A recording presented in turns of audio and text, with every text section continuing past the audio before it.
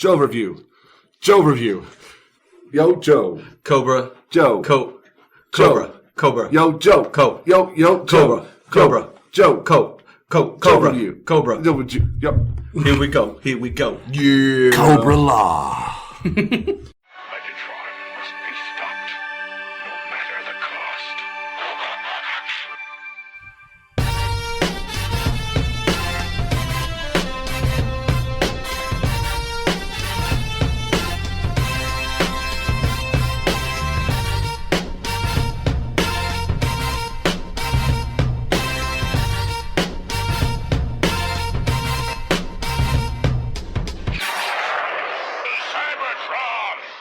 Hello, ladies and gentlemen, and welcome to the Autopod Decepticast. This is your semi-monthly podcast delivering a breakdown of tangentially related Transformers topics. You know, that tagline is a work in progress. Don't worry about it. Bi-monthly, are you thinking that means every 2 months? No, doesn't that mean twice a month? Yeah, ish. Yeah, we've been doing 2 weeks so far. Bi-monthly-ish. Hey, we're not making any promises. It's not legally binding. We're done week to week for a long time. We're done with the Transformers movie. We're kind of embarking on a mini-series of G.I. Joe, the animated movie right People now. are like, stop talking about Transformers already. We get what you did. Do your wrists hurt from patting yourself on the back so goddamn much? That's not why my wrist hurts. I'm your host, Aaron, and I live a very privileged life. And how many friends do you have that you've known since the second grade? Is the answer 0? Maybe 1? Well, I get to be friends with not 1, but 2 people from this era of my life. 0. And I get to podcast with them. By sheer coincidence, for you, dear listener, that is this podcast. Please introduce yourselves, 2 of my favorite people, fuck buds, since 1985. I'm Ryan, I'm fuck Caleb, bud. and I'm not a fuck bud of these people. You don't want to talk about it. Oh, you're ashamed. Hey, you guys interested in playing some Mario Brothers later on? I love it. We are the Autopod Decepticast, known mostly for our in-depth 1986 Transformers the Movie analysis. We are dedicating the next unknown number of episodes to the nationalistic neighbor, to our cast iron cohorts, and the 1987 movie that didn't make it to theaters, didn't make any children cry, but maybe planted the spores that would one day blossom into a full-on tentacle fetish. And I'm talking about G.I. Joe, the movie. And we have covered the introductory sequence as well as about the first 12-ish minutes of the movie. And guess what? We're going to cover the rest of it, baby! So just keep an eye out for this. The next 12-ish minutes is what we're doing this episode. A little personal banter here. We got a little 70s dinner coming up. We do, tomorrow. What's night. up with that?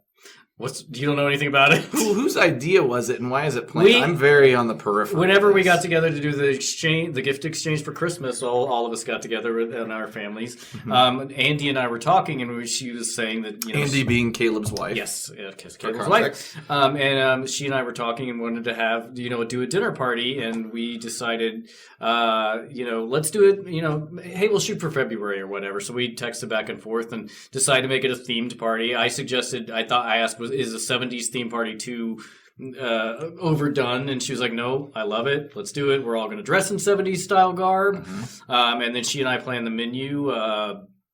Mainly, 70s style foods. Like I'm doing like a maraschino cherry and pineapple ham and some shrimp cocktail, deviled eggs. I'm doing a lime cucumber pineapple jello mold.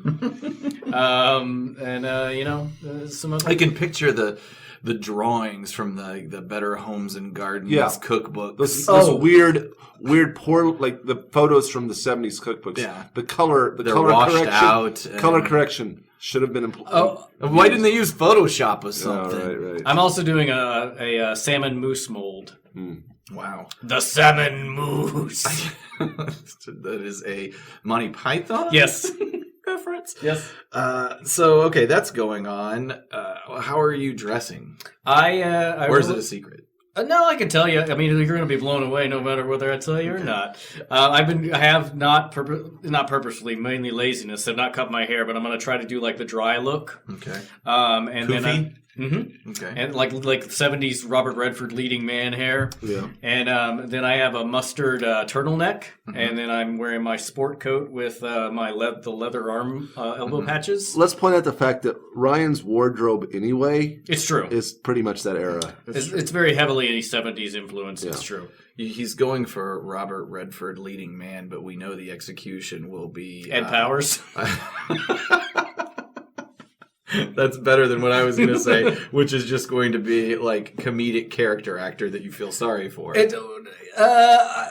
West and I made conscious decisions to go with outfits that were 70s, but like you'd see somebody in a movie in the 70s. It's not like a cartoonish version of the 70s. Okay. So she's gonna be rocking an afro. I was going to ask if she was doing something blaxploitation-ish.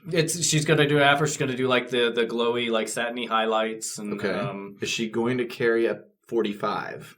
the gun or the beer. The gun is the gun that's named after the beer. No, That's what. No. That's how. Not a lot of people know that. Oh, interesting. Fact no, of history. but like her outfit is very in like.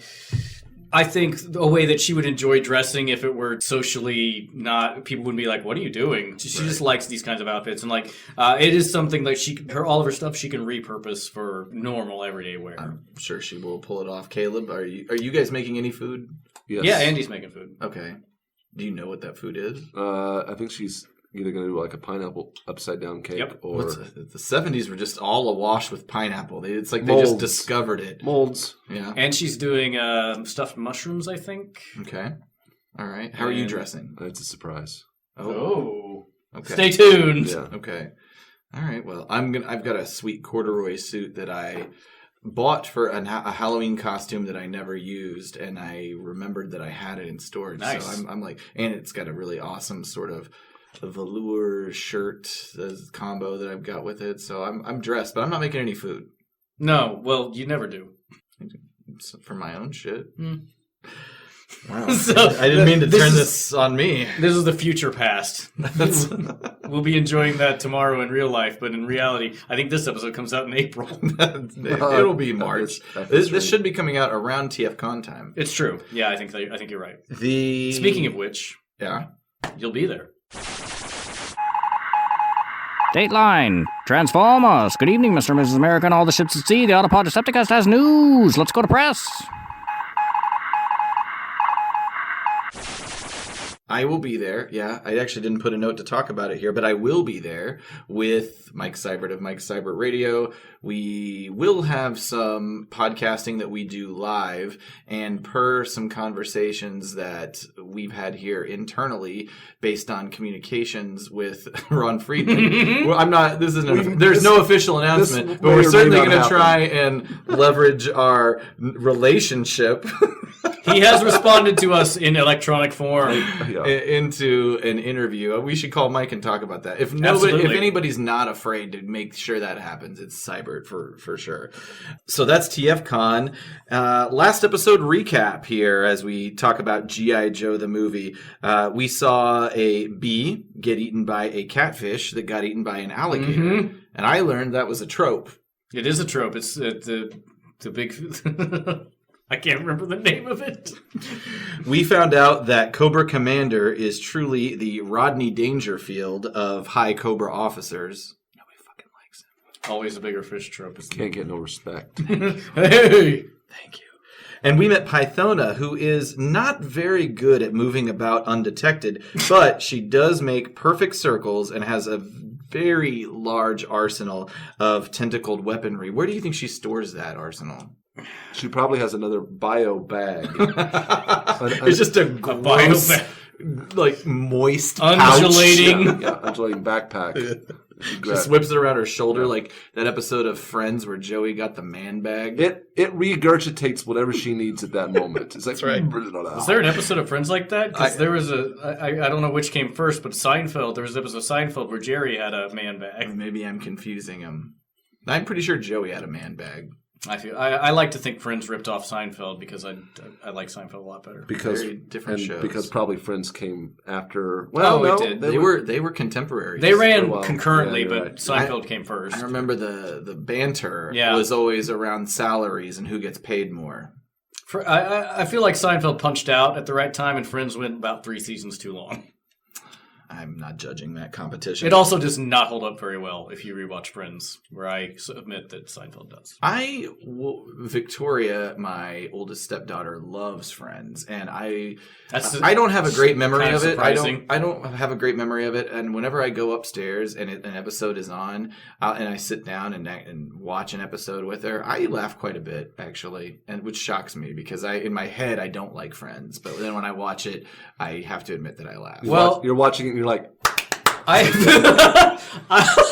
nicely done. I haven't rewatched Friends. I don't know. This is my memory of Friends, but in rewatching, I just like binged all of Seinfeld in the past week, and I'm like surprised and like happy to notice that there are people of color throughout that whole show. I mean, the main cast is white, but they have like Black, Hispanic, and Asian people in New York because it's New York. In throughout the whole show. I don't remember that being a thing in Friends, but I may just be not remembering. Last episode, as I was saying, right. we met Pythona. She has told Serpentor that his destiny will be fulfilled if he can get his hands on something called the Broadcast Energy Transmitter, which is, I guess, is the MacGuffin the right word for this? The MacGuffin for this movie, or at least the first half of the movie. And so we open up now on some tundra-like landscape, which, as I recall, when you did your script deviation last week, that movie opens up on a tundra-like landscape. Am I to believe that that's this? Is there a similar sort of MacGuffin like the B.E.T. that you can discern from the Friedman draft? No. In the Friedman draft, it's basically just Cobra's doing some shit in Greenland, and Joe comes to it. Oh, okay. And here, in the movie we're watching, it's the Himalayas that Joe's doing stuff. Is that right? I wasn't even sure it was the Himalayas. It's the Himalayas. Is there a word on the screen that gives that away? Maybe I just found that out in the research, but it's like, I don't know why it's in the Himalayas. Okay. But we open up like on a tundra-like landscape in the Himalayas, and there's a bunch of Joes there just basically fucking around. It's the Himalayas, but there's these Swiss mountain horns. Did you not think Ricola? I did. And they're all basically just playing grab ass out there. You've got Quick Kick and Gung Ho, and they're having a conversation, which really made me laugh a lot. I'll just read what they say on screen. I don't care if we have to drive all night. We're going to be there by morning. That's funny. This is another trope. Is it really? Yeah, coming in on fake conversation. No, it's coming in on the end of a joke. Right. Like the most famous one I can think of is in Men in Black when he flashy things Jay. And Kay, he wakes up in a bar and he goes, and Kay's in the middle of a joke. He says, "Honey, this one's eating my popcorn." I guess it is all derivative of the rectum coulda killed him kind of thing. Mm-hmm. I feel as we get into this movie, though, all of these little side conversations that we hear, I feel like it's possible that some of this back and forth was just banter that the actors were having in the studio. And they just threw it in there. Because it is just too weird, and they didn't put it in very good places or provide very good context. But as we scan across the scene here, we see Flint getting his Mac on with Lady Jaye over here, and I believe it is. They do have a relationship, right? I don't know. Do they express that on the show? Well, I believe that there's a character named Morgan Fairchild. Oh, I have stuff to say about Morgan Fairchild, not in this episode. But okay, and she is supposed to be their daughter. Yeah, she's in Transformers. Right, exactly. And Fairchild is his government name. Yes. Okay. Yep. Hello, listeners. I'm Casey Kasem. This time, your resident trapped phantom is here to provide more information about G.I. Joe on a Transformers podcast.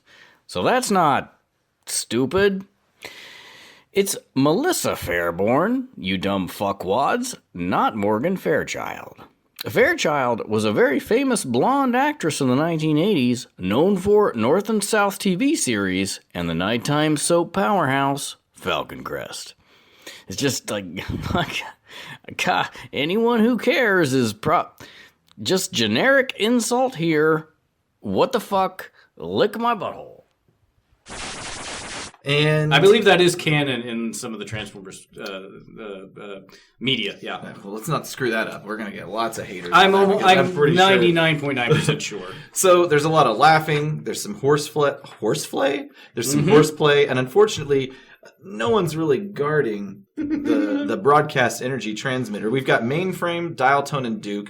They're dicking around this bit of machinery here. Dial Tone, who has been suggested, shout out to Michael Andrews, as the shockwave of the G.I. Joe verse. He is just sure that this thing is going to work.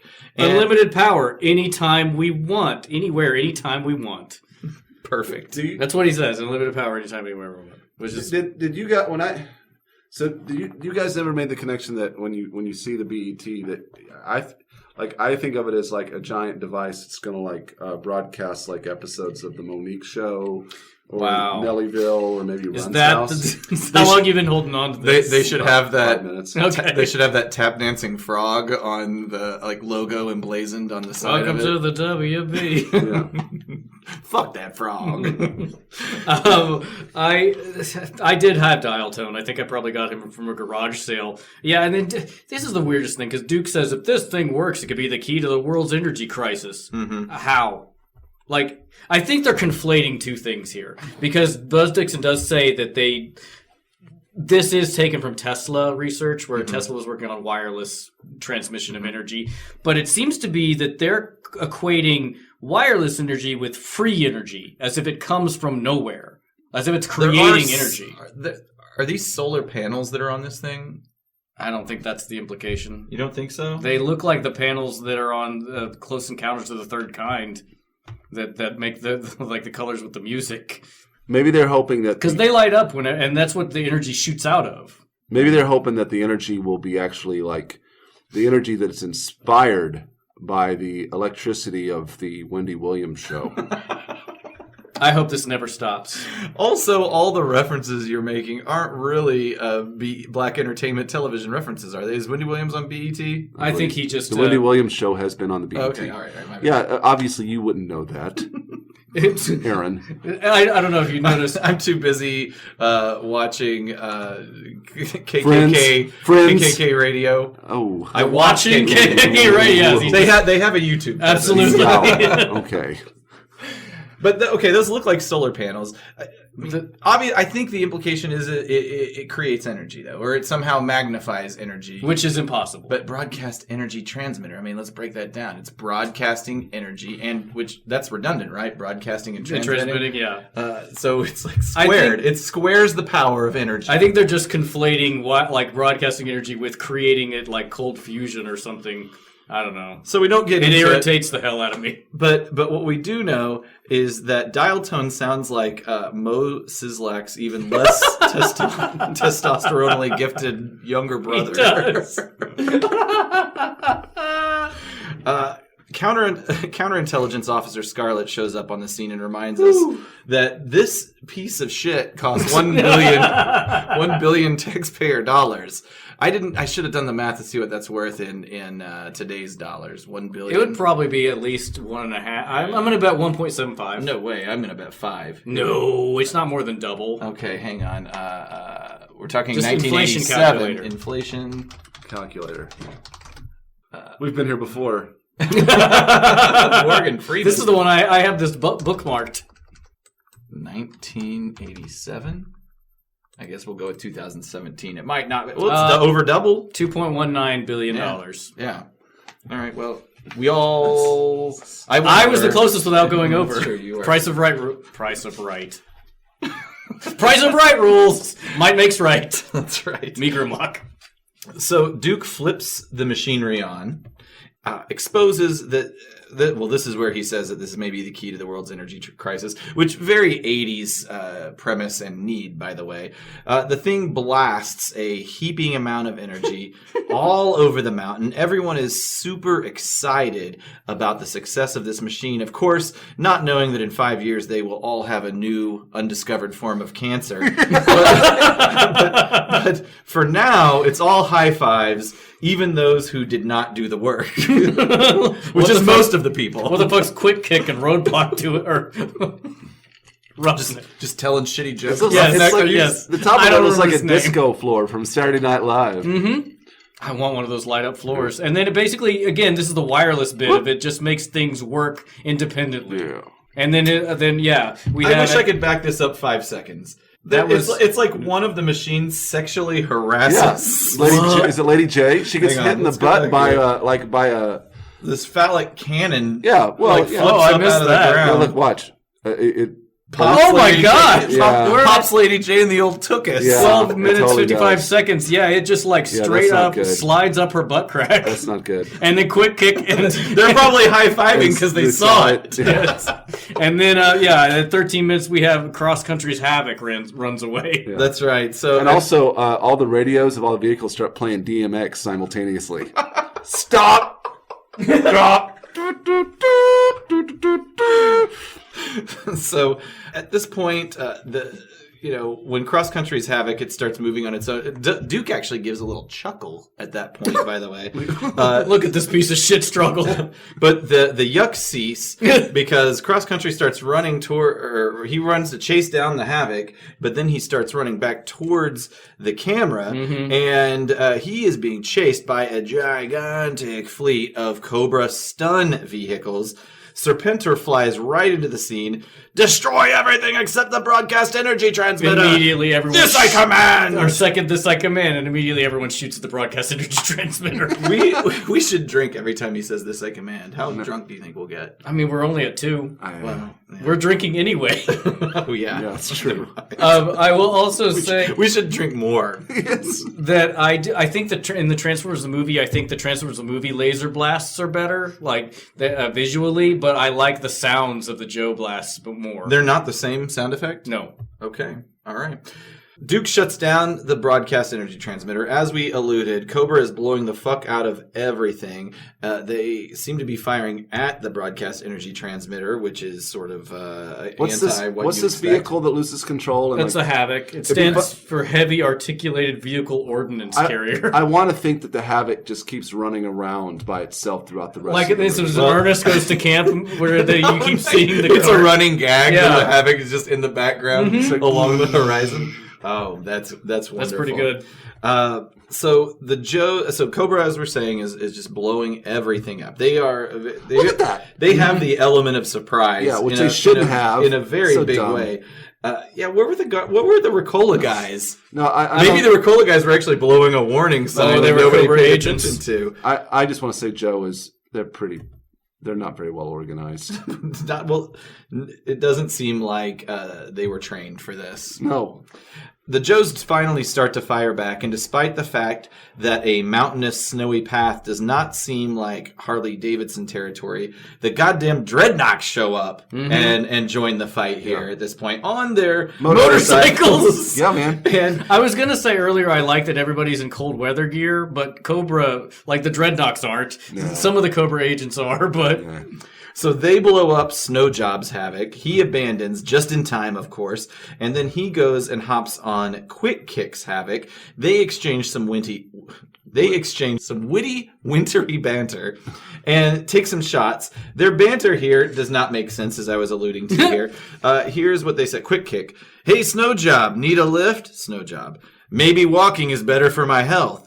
Quick Kick. Since when were you the nervous type? That's because there's so much going on that they're talking to each other, but they're not paying attention to what each other's saying. they're just And responding. they're just saying, in whatever way. things. That's like They actually do have an interaction in a little bit that I really enjoy the dialogue of. So there is a high overhead. it's like when someone is What's it like? it's like when you're leaving the house and someone that is at the house says, "Have fun tonight," and you're like, "You too." I see. We're doing Brian Regan jokes. Yeah, take luck. Take luck and have it. Yeah. Okay. So, Maybe I've had too many drinks. Or not enough. That's what I say. There's a high overhead at this point of the Wendy Williams show, and by the explosions happening all around it, you'd think that the troops aren't obeying Serpentor's command to not destroy it. This is the most egregious shot here. The B.E.T. is there's just explosions happening all around it. Duke, always observant, remarks that Cobra is after the B.E.T. He commands his people to abandon the $1 billion savior of all mankind and fall back. Cobra and Serpentor at this point then get into a little bit of a fight. Well, Go ahead. One quick thing. I like how this is, I think, specific, like they did this specifically, but like if you notice, G.I. Joe always falls back and regroups, and Cobra always retreats. Yeah. It's a euphemism. Doesn't Duke at this point say, they're shooting at these cans? Oh, yeah.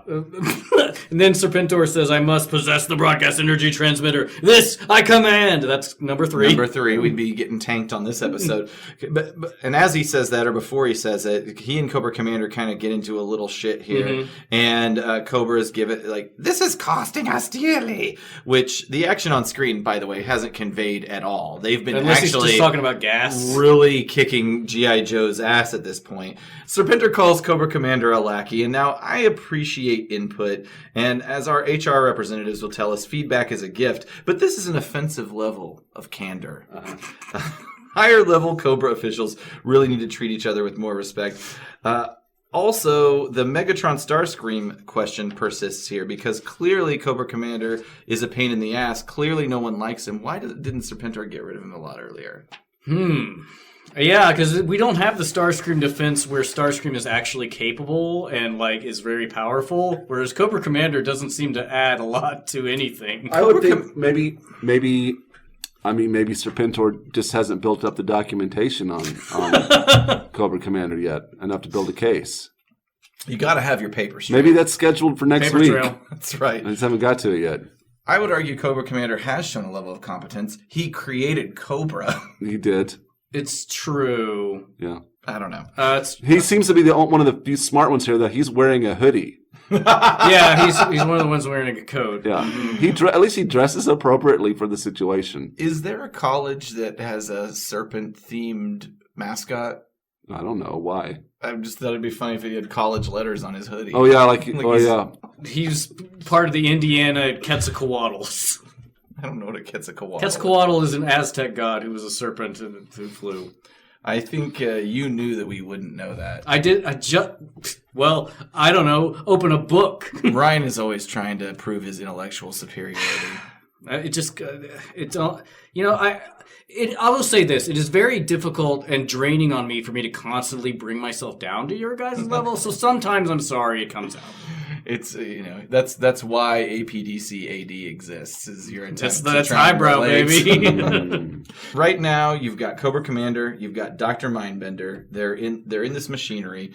Cobra and Serpentor have just exchanged some shitty dialogue, and immediately their vehicle gets Mindbender and Cobra Commanders get shot up by Roadblock and Snake Eyes, and so they wreck and get just chucked into the snow. Who is that third character with them? It's got to be some kind of actual named Cobra I don't know person, who that but is. I don't know who it is. It looks like a Kmart beachhead. It does, yeah. I was going to say it's kind of a Cobra beachhead. They get thrown into the snow. Everybody's, certainly unhappy about that. The Joes turn around and continue to fire on them. Some rockets. The Joes are turning the tide, by the way. I don't know if you noticed, but the rockets have the sound like Prime's rifle sound effect. Yes, I did know that. I love that sound effect. That's Yeah, one it's of my great. favorite. It's so good. Animation sound effects that I assume is only used in these two. I think so. programs, but I do love it.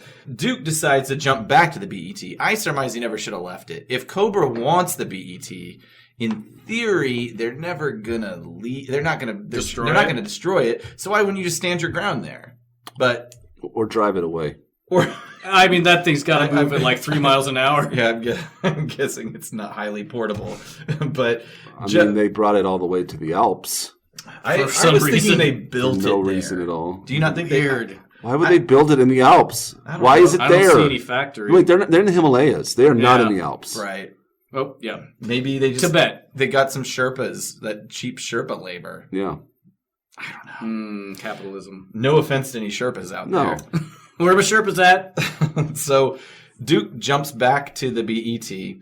He says that the B.E.T. is the Joe's only shot, and he asks for cover. He runs toward it. He takes a laser singe to the shoulder while trying to get over to it. The bit where I like the interaction between the dialogue of Quick Kick and Snowjob. Thank you, Snowjob. Where he says, "Man with a problem." I just really enjoy that. I thought that was a really good line. Mm-hmm. Who wrote that line? Buzz Dixon would be my guess. At this point, Serpentor flies towards the B.E.T. Duke kind of grabs up from underneath it, rides it into the air, and while he's in the air from underneath it, he chucks a grenade into it. Oh, he pulls the pin with his teeth and chucks a grenade into it. Is there a trope to that? Yes. You Like, can't do that. Would it pull out your front teeth? Yes. If you did such a In fact, Buzz Dixon mentions that, because Buzz Dixon did do 5 years in the military, and he mentioned specifically at this part that you'd lose your teeth if you did that. maybe G.I. Joe has Quick developed release a form- grenades. Yeah. They made like the pull with their teeth. Also, where did he pull that grenade? It was out of his coat. Okay, so it was just like in his pocket, like my wallet would be. I mean, Oh, that's okay. I mean, that makes sense. I mean, sure. that's not so hard. It was to probably like he had it on the mesh, you know.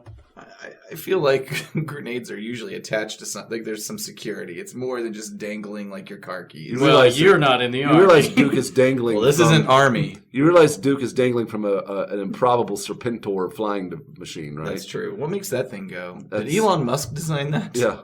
Magnets. How do they work? Duke chucks the grenade into the. What is the name of Serpentor's vehicle? I don't know. Does I it did have not a look name? that up. I bet you it does. Snake And- Slay. Hang on. The snake sleigh. I like that. I hate everything about Serpentor. I don't. Why do you hate him so much? Is it just because he usurped Cobra Commander? Partly, and also he's just look. It's called the Air Chariot. He's just. That's not a good name. He's just ridiculous. They should call it the Ariat. Duke throws his grenade into some air vents of what I have just learned is called Serpentor's Air Chariot, and he drops off of the machine. Grenade explodes, destroying Serpy's ship, and Duke runs back to the B.E.T., activates it, which causes a cache of Joe missiles to fire on Cobra from behind and help turn that tide They got even further. a squadron of patriots back there. That's right. At this point, the Cobra troops panic. Cobra Commander demands that they stand their ground, but people don't seem to really be wanting to stand their ground at this point, which is it's a weird thing. Like the juxtaposition of when Cobra Commander says "stand your ground" and As then opposed says to- "retreat." Like immediately turns around on it. Yeah. Right. Serpentor attacks Duke on the B.E.T., throws him to the ground. He pulls out one of his patented snake spears. Now, this one is more of a spear, It's a less spear. of a cane. What's your take on this, Ryan? We've been debating this. Here's the funny thing about this. Whenever he throws it, and we're at like 1650, he throws the snake, it misses Duke, and then the snake just fucks off. It's like, peace, I'm out. What else is it going to do? Where did it go? Where's it doing? Why doesn't it just remain there? It can't survive in this harsh environment. Those things are from India. Well, as Going back to again, India. I have contested that they are technology, but like, so it just doesn't. It's just, I guess it's fine, but it doesn't make any sense to me. Duke is just looking at it. Yeah, he's like, what is that? What? Did you just throw a snake at me? So there's some good exchanges here. This is actually a really good fisticuff moment here. Duke is on the ground. Serpentor charges. Duke manages to do some judo shit that gets Serpy, as I like to call him, ultimately thrown into the satellite dish. I think, going back to your thing about the retreat thing, and we'll see in a second where Cobra Commander calls retreat, I think he does it specifically because they're like, let's leave Serpentor here and let's bug out. I guess that's a good point. Yeah, he's kicked into the satellite dish and gets electrocuted. Yeah. And it just slides off, smoldering and Yeah. plopping onto the ground. So, okay, that makes sense. Yeah. Cobra Commander just sees another moment An to opportunity. leave Serpentor in the dust. You've got Destro, Baroness, Mindbender. They want to help Serpentor. Cobra Commander commands the retreat, and he knows of a mountain sanctuary that they can use to regroup. At this point, Duke flips Serpentor over. Roadblock shows up and rhymes. I was gonna say, yeah, I have that actually. Roadblock is black and rhymes, and it made me think of Blaster. Oh, yeah. Which Buster Jones does do a voice, but it's not Roadblock. It's not till the end of the movie. He's Doc. I've got Roadblock on my voice actor itinerary for the end of the episode. Did Roadblock rhyme in the show? This is the only time he rhymes in the movie. I was going to say, we are going to see more Roadblock talking later, and he does not rhyme. No. But it felt too specific on purpose. Yes. To not be it felt like, having not watched G.I. Joe in forever, I felt like, does he do this all the time? Yeah, it was weird. But then again, I don't remember Blaster rhyming all the time, but it was maybe more of a thing. When I was researching that a little bit, I didn't watch any old G.I. Joe shows, but I also learned that the rhyming character is a trope. Oh. Mm-hmm. I mean, you've got sure. I mean, you've got Blaster and Wheelie and Transformers. One a little more annoying than the other. One is cool. Cobra is retreating. Mm-hmm. G.I. Joe is regrouping. Duke says that they're going to have to split the force up. Half is going to have to go chase Cobra. Half is going to have to guard Serpentor and the B.E.T. He commands Roadblock to get a little crew together and go after Cobra. Cobra is still seeking refuge in the mountains at this point. Yeah. The troops are freezing. They're unhappy with this decision. Cobra Commander is demanding to push on. However... He knows a place. That's right. He knows a place. Well, he believes in it. I will say this. Unlike in Transformers the movie, they actually decide to go after the retreating villains. Right. Like, as opposed to Autobot City, we're like, they're fine. I guess the difference being that the Autobots took some heavy losses. They kind of needed to regroup themselves. Don't you think? I mean... Did they, though? They were psychologically damaged. Prime. All those other people. Yeah. Windcharger, Wheeljack. I suppose, everybody on that ship. I suppose you're right. Nobody's died yet on this show. Or will.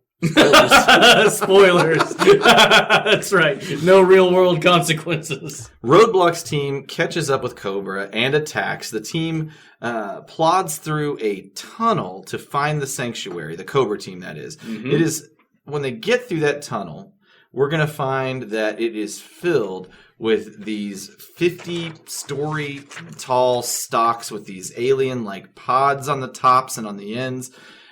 Me eyes playing tricks on me. It's revealed that Cobra Commander knows about this place. Yeah, that's right. So Roadblock and the team is going to charge through here, by the way. And at this point in time, well, I mean, I guess you'd have to know Cobra Commander is going to know about the place because he mentioned that he knows about the sanctuary. Or you could just think he's full of shit. Which everybody seems to. He actually pulls into this place like, wow, oh wow. And it's like... This is the first we see in this movie that the Havoc has this ability to open up and shoot like a big old flying hover vehicle, which Roadblock manages to drive with his feet. Yeah, exactly, completely with his feet. I don't know how that works, but you know what? He has had practice. Yes. He charges. He's stopped as some mysterious hands emerge from the snow, grab his hover vehicle from below. The mystery creature will then flip Roadblock out of the vehicle and pull him below the snow. A whirlwind opens up in the ice there, and a strange bunch of new bug-faced, orangish red troopers emerge, yelling what can only be described as a mix between the sound of a very large hornet's nest and a jihadist war cry. Yeah. And I have notes about that later. Buzz Dixon talks about that. They have these giant pedal-shaped swords. They're incredibly strong. They start fucking these Joes up. Snowjob gets in his vehicle. He goes after Cobra Commander, but before he can capture him, that same unidentified winged figure as before emerges from the ice again and stops the car. Not only does he stop it, he lifts it up in the air and uses his spiked elbow to stab into the vehicle, grab Snowjob, and throw him out. Opens it up like a can of sardines. The music... I do like also that every Joe, there's no specialization. All Joes know how to drive all vehicles. Of course. I mean, it's They cross-training. do have they do have specializations, but yeah, they're capable of doing other things. I just thought the idea that like somebody who is trained in a tank could drive like, I don't know, a helicopter is kind of Or some other made-up science vehicle. Yes. The music at this point, by the way, has all been in Transformers. Mm-hmm. Cobra Commander is very happy. He applauds the strangers to us, not to him, and approaches the winged one to only get just backhanded to the ground, which I hate to admit was pretty funny. It is funny. I feel like there's a missed opportunity for a joke here, where Destro says he knows these people, and Cobra Commander says you're as impressive as ever. Backhand. I feel like the obvious next line should have been, "Well, it sure looks like they know him." Mm-hmm. And delivered by anybody. Baroness. Destro, I like it. maybe. I don't know. Whatever. That's a solid punch up, I feel. I like it, Ryan. Thank you. You should be in Hollywood. I'm Bruce Valanche over here. So Cobra Commander is dumbfounded, and he says that Galabulus will have your head for this, and that's when our new friend from the last episode, Pythona, emerges and tells Cobra Commander that it is his own head that he should be worried about. He's like, what? Cobra Commander is not happy to see Pythona, and he takes off in one of these stun vehicles here. Pythona commands the new character, who we'll just call him Nemesis Enforcer, his God-given name, to retrieve Cobra Commander, and he does this, but not without making this just terrible, awful, guttural sound. So Nemesis Enforcer brings Cobra Commander back to the scene. We see some of the Wasp-like they're called Royal Guard, by the way, is their official name. I really like their design. It's a lot of fun. It's creepy. I mean, the designers for the Cobra-La, the one thing, I mean, is they had their shit together when they planned it. I agree. out. It looks very good. Yeah, they did a great job of making it very synchronous, and it all works really well together. Absolutely. So they're walking some prisoners to an undisclosed location. Are those prisoners G.I. Joe or Cobra? Those are people? Cobra. Okay. They're like walking everybody. You can even see Destro in there. Okay, so they're walking them to a location. Ripper shows up and asks where the prisoners are being taken, and Pythona answers in a way that indicates that she knows who all these people are. She commands the Dreadnoughts to go and rescue Serpentor. Zartan protests. Why the Dreadnoughts? I mean, they've got skills. I guess. Zartan's They're masters of disguise. As we will see. He's like, lady, we don't know who the fuck you are. And Pythona pulls out a giant comically sized gem and pulls a David S. Pumpkins and is like, any questions? Topical. Oh, 3-year-old joke. And to that, Zartan I do like his response. basically agrees to take on the mission. That is a great line. Oh, yeah, it's a gem of that size answers all my questions, which is an obvious line. I knew he was going to say that, but it's great. It's exactly what you want. It's well written. Yep. The animation on his face and his cohorts. And it definitely, the way they animate it definitely illustrates like his longing for that. It's very well His done. allegiance is with. Oh, yeah, he's like Follow the highest money. bidder. Yeah. Right. So, and that's where we're going to leave it for this episode here. How did you all feel about that battle scene? I mean, I thought it was serviceable. There was a fair amount of fairly good explosions. I enjoyed it. It seems like you are heading in some direction. So. No, I'm not. I was just curious. Okay. All I can say is when I was young and watching it, it was interesting that for some reason this movie, I develop a lot of sympathy for anyone that suffers at the hands of Cobra-La. I develop a strange amount of sympathy in this movie for Cobra Commander. Oh, absolutely, yeah. And it's at this point where you start, it was fun to see him kind of get made fun of a little bit at the hands of Joe's in the series, but he gets really, goes through some shit. He does, and it's interesting that the writers decide to build in that sympathy for Cobra. It's Commander. true. I wonder if that's. It must be. I assume it's intentional, but it really Cobra Commander is so human. Like he's like the humanized version, person in this story. For me in the movie, and we can discuss this more later. The character development of Cobra Commander, in my opinion, is one of the more profound and interesting ones in the movie. And I wonder how much of that can be laid at like the feet of Chris Latta's his delivery of some of these. Yes, I think it was a huge part of it. What he could bring to it emotionally to a character that you Never see their face. never see their face until a certain point, and then when you see their face, it's disfigured in a certain way. So that battle sequence kind of starts that for me. Right. Okay. Well, it really is the beginning of that journey, because what's about to really happen to Cobra Commander is he's about to be betrayed. Yeah. Yeah, in a And really There's unfortunate betrayal. way. There's betrayal, and also I don't think.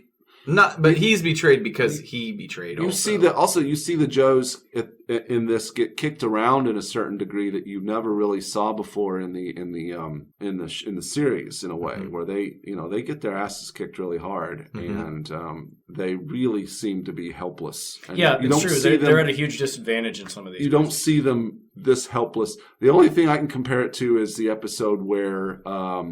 The episodes where Shipwreck is in that weird. What's the episode? It refers to Springfield. It's the one where the people's faces are melting. I don't know. Oh, I know what you're talking about, but I haven't seen a G.I. Joe episode in so long that I can't remember the specifics.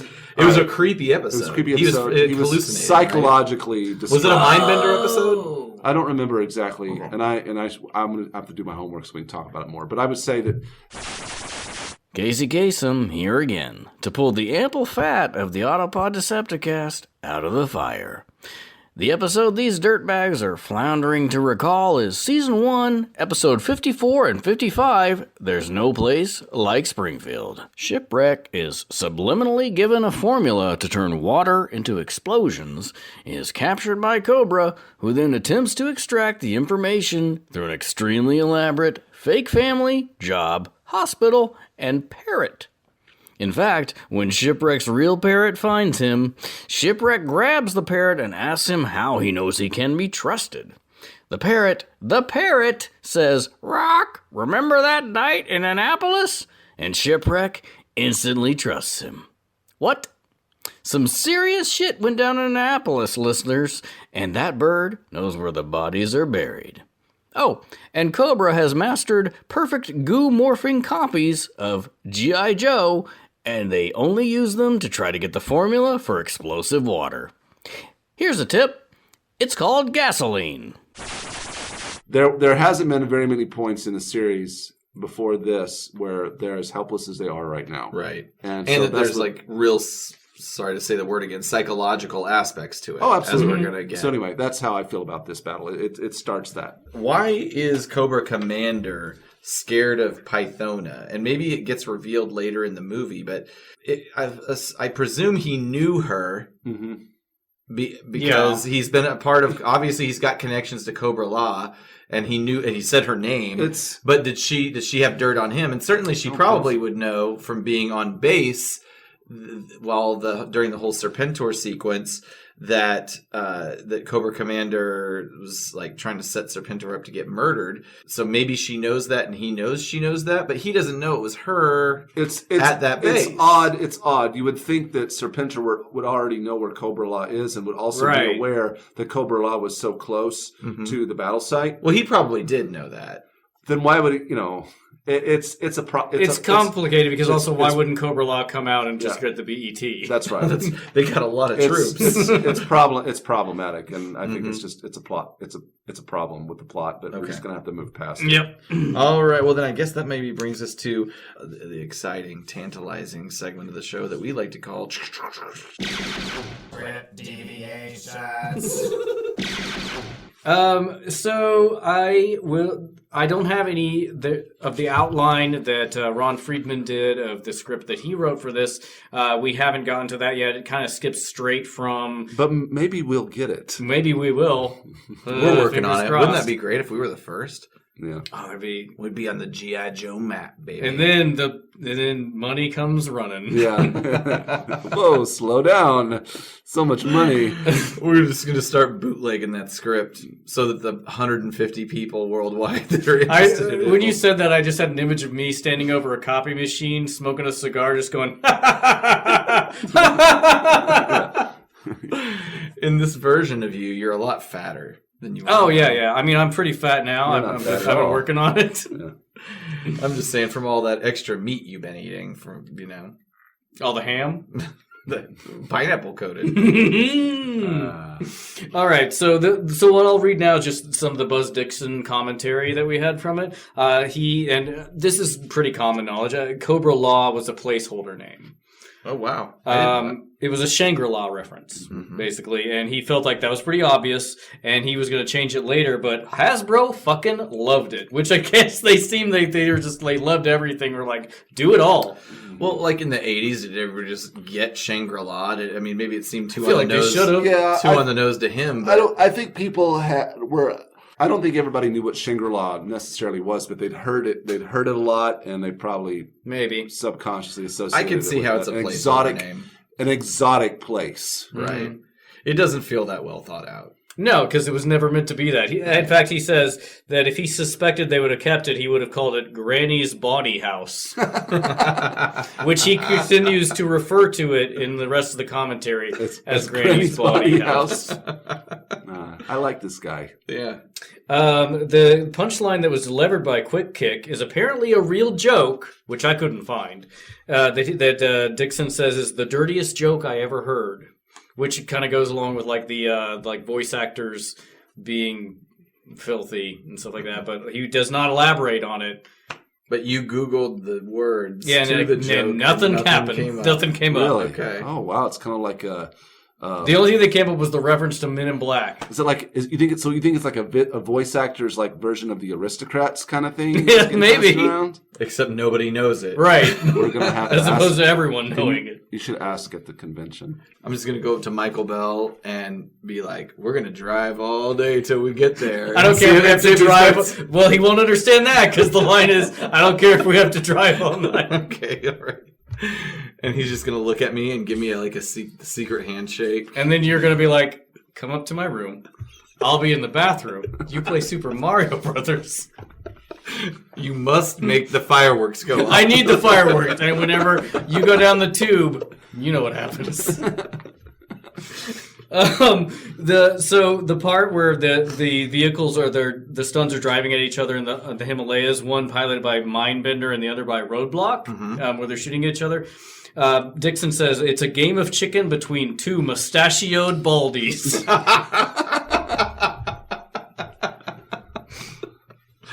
I want to read more scripts. For the show, much like Transformers, they had the ensemble cast try to be in the studio to play off each other, but for the movie, they didn't do any of that. It was all singular, so the actors couldn't really play off each other as strongly as they might have. And he wished they could have had a table read, something like that, which that makes sense to me. I feel like they did a good job, but yeah, I totally see that.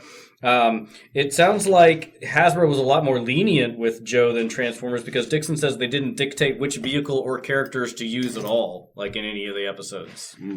Wow. The point of having Roadblock and his crew and everybody trapped in Cobra-la was to, quote, get rid of a lot of Joes, end quote, in the sense of taking them off the playing board so they could introduce new characters. Oh, interesting. Is it? So, we'll just let the movie progress. My question was going to be, do we just have a lot of Joes held hostage? I know, obviously, we have the Cobra Commander. Unfortunately, Shipwreck. He's held. He's out of commission. Right.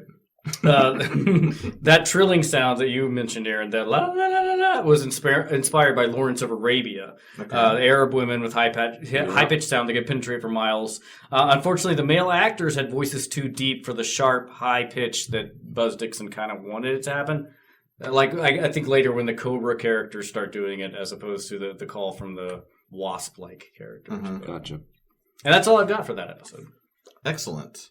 Well, maybe by the time we record again, we'll have the original script from Ron That'd be Friedman. dynamite. We'll have exchanged probably, I don't know, he'll probably give it to us for Bodily fluids. $16. I need you to come in this cup. Well, then that brings me to a segment I'm happy to get into because I missed it from the Transformers days because we we did it early on, but we ran out of people to talk about, and that's the voice actor segment. Absolutely. And we've covered a few of these people on the Transformers the movie portion of the podcast, so we won't go into too much detail on those crossover people. And I'm gonna kick it off with the big gun. First of all, Nemesis Enforcer is the coolest name of any character across both universes. That is an awesome name. I submit that I hate that name. Really? I think it's ridiculous. Oh, I mean, it means enemy bouncer, basically. Why you gotta break it down? I've never liked that name. Anyway, I'm I sorry. love it. Go It ahead. sounds amazing. But Ryan, I think you know who voices that. I do. It is someone who's near and dear to our hearts, Mr. Peter Cullen. That's right. Oh. And it had to be not a very big paycheck. I can't imagine. He basically grunts. Yeah. I don't even know why they got him. I don't either. They could have gotten anybody. Does Frank Welker have any voices in this He movie? does. I don't know if he has it in the movie, but I have Frank Welker down here, who obviously we know from Transformers and Megatron and everyone else. He does Torch, Wild Bill, Order, who's the dog. So, yes, he's in this movie. Wow. And Pingu and Robbie the Seal, which I don't remember those. He was too busy kicking ass. on I know who Transformers. Pingu is. I know who it is, but I don't remember. Is that in the movie or the show? I don't know. Have you ever watched Pingu? Yes, I know who it is, I but love I'm like, Pingu. why is that in this? My Is boys he a love G.I. Pingu. Joe character? No, Pingu is a claymation. It's a claymation penguin. Mm-hmm.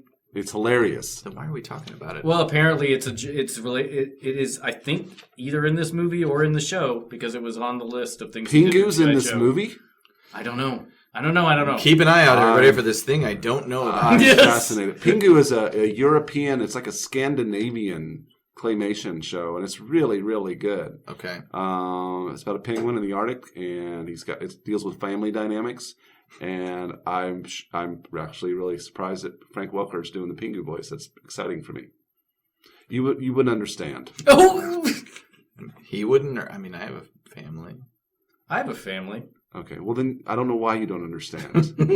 Oh, because I'm dead inside. Yeah, that's right. I forget. Zaymont and Duke, both voiced by Michael Bell, who we covered last episode. Love Michael Bell. He also did Blowtorch and many Transformers Lift characters. Sideswipe and Prowl.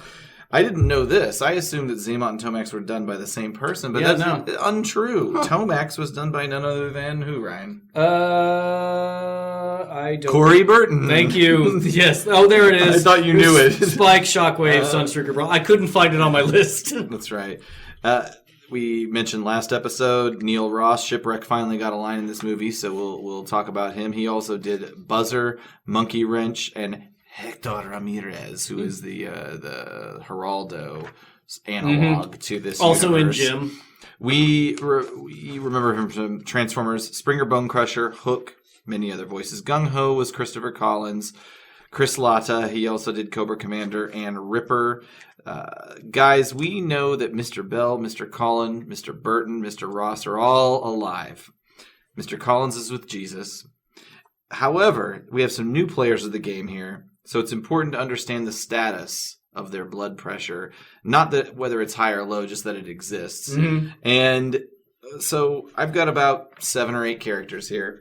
Hopefully Ryan hasn't already done the research and knows the answers to all these questions. But I don't think so. we'll play a little version of Alive or Dead. Cool. Oh, okay. And with some of the characters that were introduced in this episode that Our most respectful of games. that weren't a part of the Transformers. Or I used to call universe. it dead or not dead.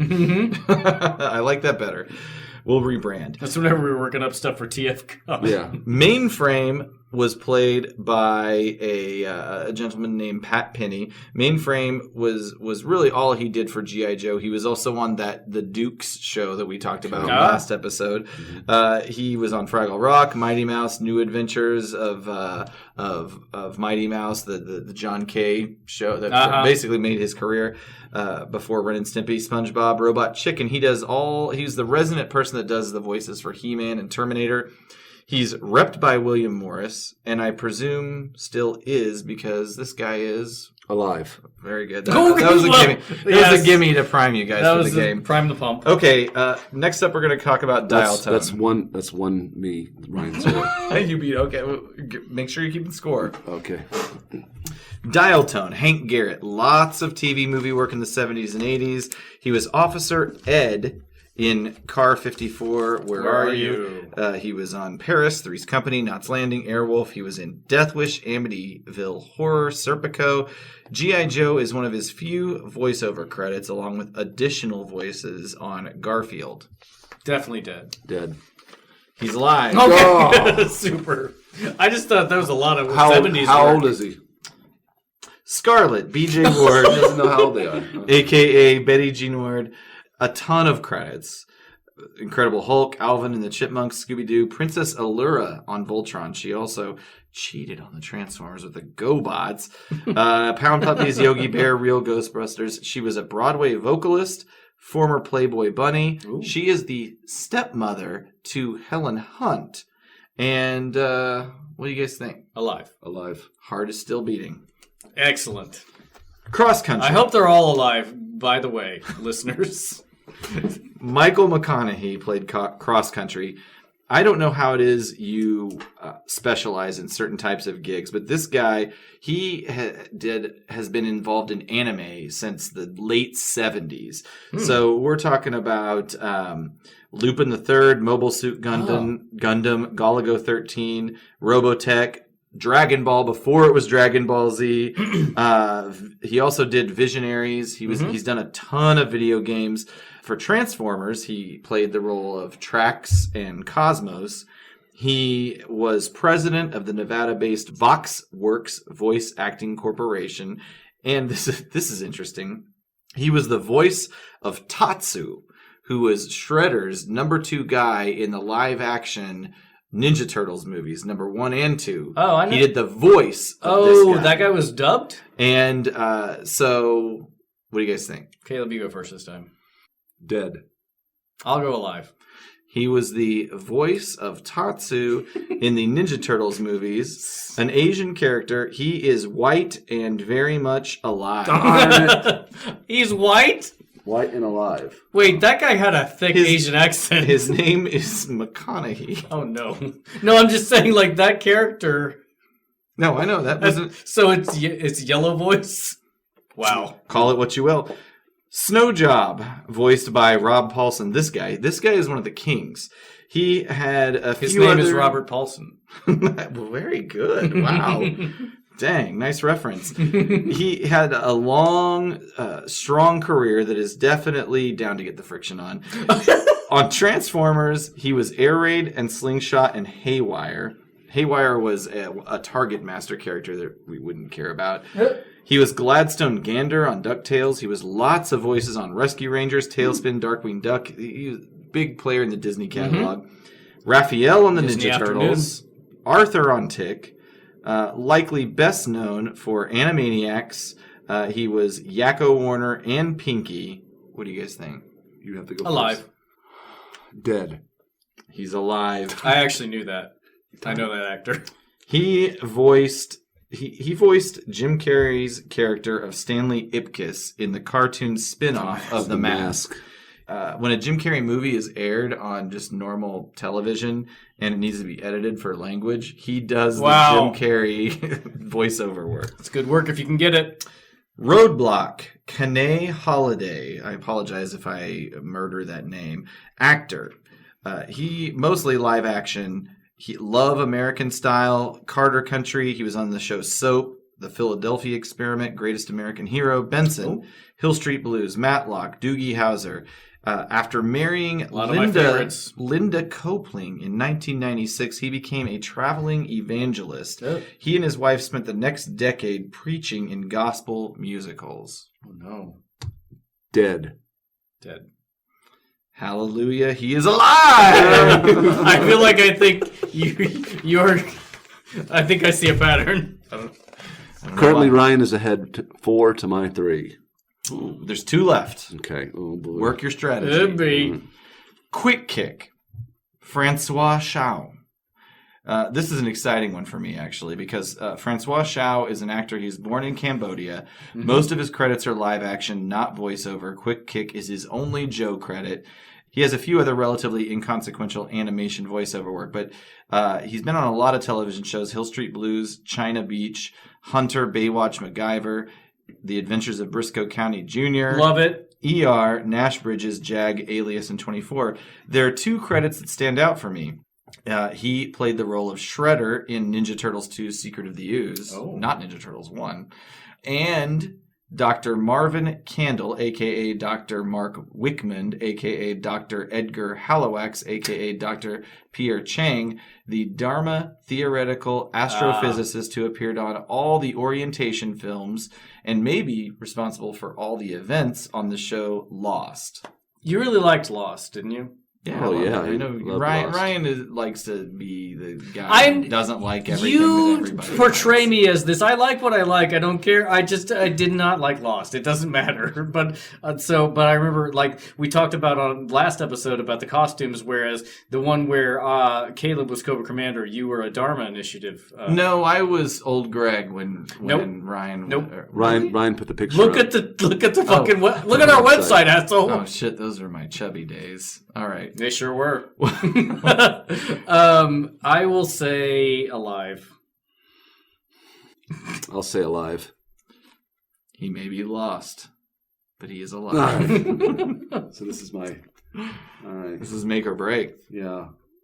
So whatever I say. And speaking of which, I'm glad you brought up Francois Chau. Chau, I think is that. pronouncing But it. I was going to say that in a strange break, like of these voice actors with 80s convention, a lot of the newer ones they brought on, especially the ones portraying like people of color, they're actually race appropriate. Like that guy is portraying. I would think Quick Kick is probably more Japanese, but whatever. At least he's Asian. Yeah, he looks kind of Filipino. Maybe Quick Kick looks Filipino. He's wearing a headband. In my head, headband equals Japanese, or maybe more Chinese. Actually, Well, Jinx is Japanese. She's portrayed by. I haven't looked up the bio on Quick Kick. Let's do it real quick. Hang on. Japanese father, Korean mother. Okay. He is by country of origin, of not biracial. One more. Thrasher, Ted Schwartz. There's not a lot on this guy. He was Peter Parker in the 81-82 series, which is a little confusing because Dan Gilvezan actually is famous for playing Peter Parker Spider-Man in the early 80s Spider-Man series. So it's a weird credit. He was Tailgate in Transformers, which is not a popular G1 cartoon character. I think he was in one episode, but it is a very popular IDW character. And he also did Rodimus Prime on the Five Faces of Darkness series only. He was also on the Chocolate Fever episode of CBS Story Break. Ted Schwartz. You go first, Caleb. What's the score? Well, it's 5-4, so all I can do is tie with you. Oh, so I'm ahead? You've been ahead by one for the past couple. You guys want to bet some points? We'll do a Final Jeopardy. No. I'm gonna say that he is alive. You know what? I know that he's alive, but I'll say dead. He's dead. Damn it! I thought you were doing all alive people.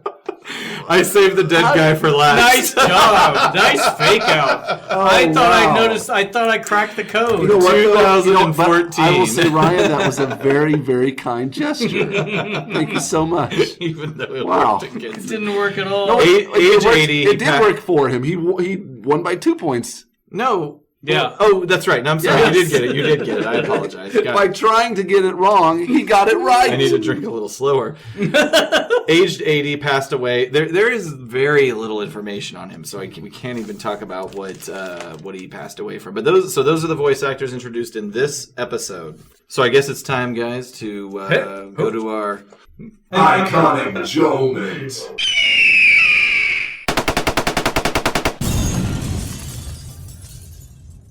fairly that's good enough, right? You want another take? That is the tag to everything we do. That's good enough, right? Do you want another Nope. one? Okay. You should take all of those I love and it. mash them together. Caleb, Yes. I always like to hear your iconic Joement. Because you have one, as opposed to when we did Transformers. Well, yeah. Do you remember what happened this episode? Yes, of course I do. I just gotta think about it. Give me a second.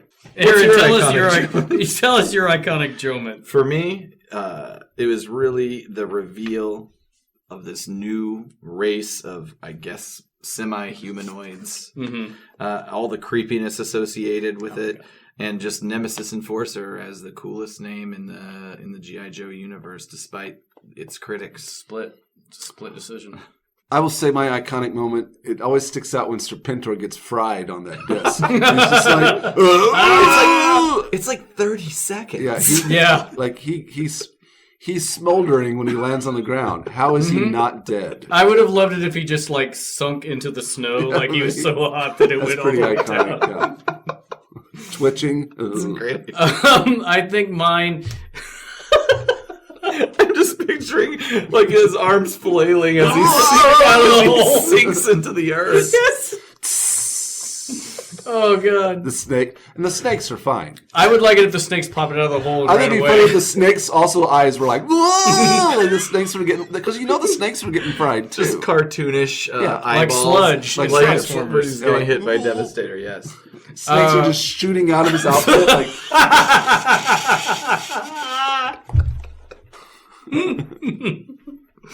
Ooh-wee.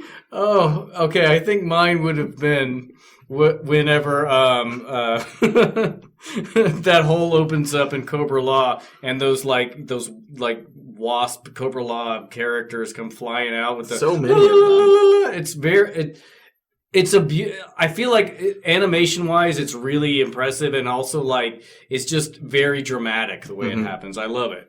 Nowadays, I don't think you could probably use that sound effect. I don't think so. From nope, a it's PC, culturally insensitive standpoint. And But it doesn't at make the sense time, either. It doesn't. It's nothing. It's something men don't do in that culture. It's true. Men have never done that. That's women. is that right? Yes. yes. There's a word for it. I looked it up. And Ululation? please edit this out. Is that it? Okay, yeah. But I guess I didn't get far enough to know that it was gender Yeah, it's only specific. women. They said that in Three Kings.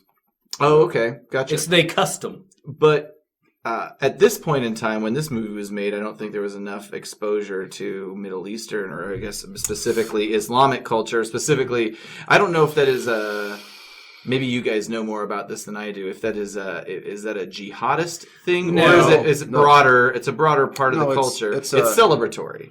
Well, and like I said, it's specifically that Buzz Dixon took it from Lawrence of Arabia. Mm-hmm. So it was just like I think it's just something he found interesting and weird. Obviously, I need to but that Google sound, it, but I that think it's thing- I think it's actually like I could be wrong, but I think it's like a greeting. I don't think it's not Right. aggressive. It's Right. nothing that has to do with being right. aggressive. It's a communicative thing. Well, now I'm going to look ignorant when I'm like the jihadist yell, but that's kind of what it's evolved into That's from because- a that's- stereotype. That's because You know? It's just ignorance of like Western- not understanding yeah, other totally. cultures. Western ignorance. Yeah, absolutely. I love to be the face of that. So I think that's it, guys. Yeah, I think Great. Nice job. I think you're at TFCon right now. I should be. Wow. This has to be an episode record for the number of times I've had to interject. These talentless hacks were really phoning in the information in this episode because TFCon isn't for another couple of weeks. I'm tired. Can we just call them dumb and move on? Ah, my undead producer is nodding yes. So here we go. Fuck off, listeners. Goodbye, hopefully forever. I Mike hope so. Seibert, me, Dilly, Ron. Friedman. I'm hoping you're hanging out with Ron right now. Oh, man. Getting I hope that- I hope he's in your room. getting that manuscript. that's right. Shaking him down for what he owes you. You know, he's been pretty nice. he's been pretty nice now. Caleb's now backpedaling on Backpedaling his hard. harsh He's stance. not as racist or homophobic as we accused in earlier sexist. episodes. I don't know about that. I just You're not going to walk that back. I don't know that yet. Oh man, Ron Friedman. Of course, if he was like Autopod Decepticast, let me see what these guys are all about. That's not a bad Ron And it's Friedman gonna be impression. the latest episode, and the latest episode will just be us talking trash about Ron Friedman. Well, if it can stimulate a conversation, then I'm whatever. We can set it straight, Ron. I feel like it might stimulate a lawsuit. You mean a lawsuit? I would love it if Ron Friedman, you and Mike encounter him, and he's like, "Hey, you got any extra room in your room? Because not that I need it, but I end up spooning Ron Friedman. Yeah, and like paying for all his meals. It's just really sad. I think we were making jokes about Ron Friedman sleeping on our couches. Yeah. as early as like early. episode Early 50 on. of the Autopod Decepticast. Thank you, everybody, for those who've been supporting us in the APDC store. And we've still got our Cup recruitment poster. We are running low on supplies, so get in on Hurry. that. Get in while the getting's good. We've got a handful of those left, so please take advantage of those. The APDC pin series that we have, where we've got some more artwork on the way. We do, and it's we always want to put more stuff up there. It's just difficult because we kind of have to pre-order it and then wonder if it's going to sell. So it's there's a difficult mix of us trying to get stuff up there as to whether anybody will actually buy it or we're just going to be stuck with a bunch of crap. Not that our stuff is crap. No, it's good stuff. I will be taking a handful of items with me to TFCon. Excellent. And schlepping. So definitely get in on that and look to the new stuff that I promise will show up sooner or later. And please continue to listen to the show. Subscribe if you would be so bold, and also leave a message on Apple Podcasts, a review. 5 stars is appreciated. please. Stitcher, Google Play, tune in. Sorry. You all right? Oh, no. Yo, Joe. Follow us on our social media, Twitter, Facebook, and Instagram, all of them at APODcast, and visit our web presence, autopoddecepticast.com. We're going to have lots of fun stuff up there. Like what? I challenge you. Well, There's going to be a cat video. yeah. There's a video of a pine tree getting struck by lightning. There needs to be a video Pretty of a soon. sweet pineapple ham recipe. Absolutely. We're gonna. I'll put up a picture of us at our 70s party. And pretty soon, we're probably going to have some imagery of TFCon. Absolutely. Guys, I'll leak the hottest news. You should do a The little, hottest news in Transformers. shoot a little video. Maybe you're better at that. I am. All right, bye, guys. Thanks. See you later. Bye. Happy TFCon.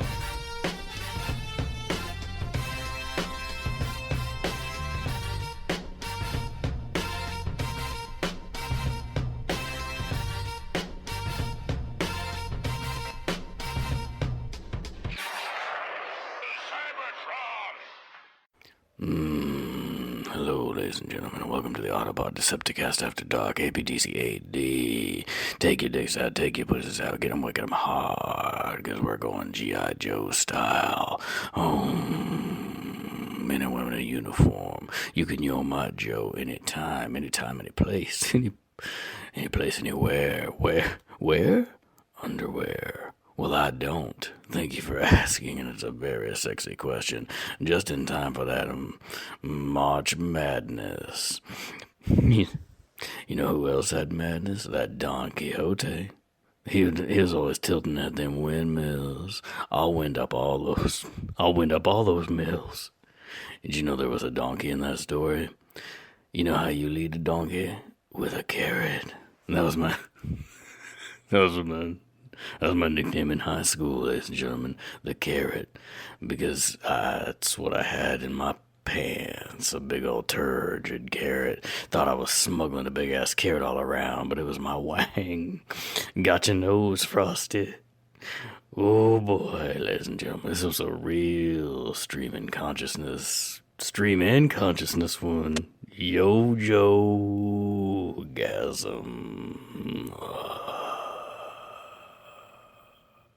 Blow cells, where we sell good.